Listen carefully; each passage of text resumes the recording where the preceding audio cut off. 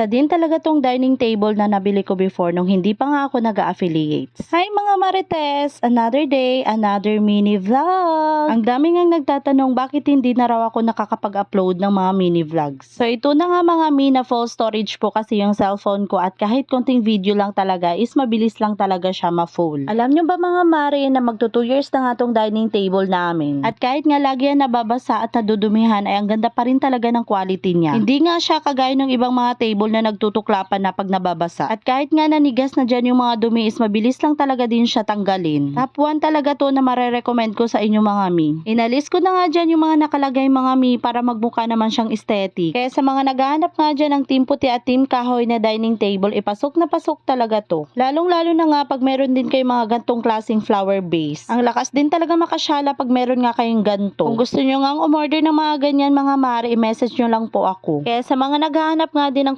computer table, sana talaga to sa marerecommend ko sa inyo. O diba mga misan ka pa, pwede siyang dining table, pwede rin siya sa room, and pwede din siya sa computer room. At kahit saan nyo nga siya ilagay, ipasok na pasok talaga yan pag aesthetic nga yung team nyo. At alam nyo ba mga mi na 1,000 plus ko nga lang siya nabili at ganyan na nga siya kaganda. Kaya kung gusto nyo rin, ilalagay ko na lang yung link sa comment section. And don't forget to follow for more videos!